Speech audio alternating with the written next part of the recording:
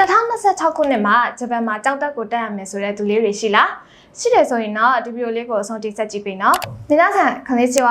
ဒီနေ့မှာတော့ Amazing JSC မှာ2026 July intake နဲ့ October intake မှာစောက်ထားလို့ရနိုင်မဲ့ COE 100ရာခိုင်နှုန်းဆေးချပြီးတော့ class ဝင်တဲ့အကြောင်းလေးတွေကိုမိတ်ဆက်ပေးသွားမှာပဲဖြစ်ပါတယ်။အရေးဆုံးမိတ်ဆက်ပေးသွားမယ့်အကြောင်းလေးကတော့2026 July intake အတွက် Hokkaido Sapporo မှာရှိတဲ့အကြောင်းတစ်ခုနဲ့မိတ်ဆက်ပေးသွားပါမယ်။ဒီအကြောင်းဟာဆိုရင်ယခုအချိန်ထိ COE အောင်ချက်100ရာခိုင်နှုန်းရရှိထားတဲ့အပြင် class ဝင်တဲ့အကြောင်းတစ်ခုပဲဖြစ်ပါတယ်။ကောကြားစေတတနဲ့ပညာသင်ကြားနိုင်မဲ့အပြင်အချိန်ပိုင်းလောက်ကင်ခွန်လန်းတွေပေါင်းများပြီးတော့ language school ပြီးသွားတဲ့အခါမှာလည်းတခုသေးဗီဇာနဲ့အလုပ်တန်းဝင်ကျင်သူတွေအတွက်ဆက်ကိုချတာတဲ့အကြောင်းတစ်ခုပဲဖြစ်ပါတယ်။ကန့်သက်ချက်အနေနဲ့ကတော့အသက်25နှစ်အောက်ဖြစ်ရပါမယ်။နောက်ထပ်မိတ်ဆက်ပေးသွားမယ့်အကြောင်းလေးတွေကတော့ October intake မှာဆောက်ထားလို့ရနိုင်မယ့်အကြောင်း၃ကြောင်းပဲဖြစ်ပါတယ်။ပထမဆုံးအကြောင်းလေးကတော့ review ပေါင်းများစွာရရှိထားပြီးလူကြိုက်အရင်များတဲ့အပြင်အသမင်းဝမ်းကျောင်းဘာသာရပ်12ခုနဲ့အခြားသောရွေးချယ်စရာဘာသာရပ်ပေါင်း69ခုကိုတင်ကြားပေးနေတဲ့ Fukuoka မြို့မှာရှိတဲ့အကြီးဆုံး college group မှာဖွင့်လှစ်တဲ့ language school တစ်ခုပဲဖြစ်ပါတယ်။ class ဝင်တဲ့အကြောင်းတစ်ခုဖြစ်တာမို့ယနေ့အထိအစိုးရအောင်ချက်100ရာခိုင်နှုန်းရရှိထားတဲ့အကြောင်းတစ်ခုပဲဖြစ်ပါတယ်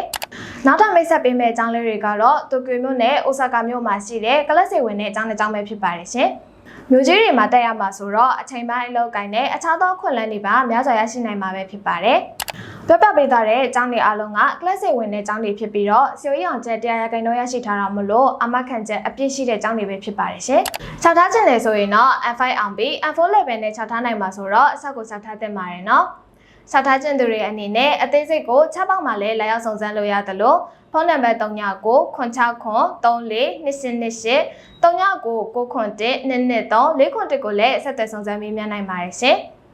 ။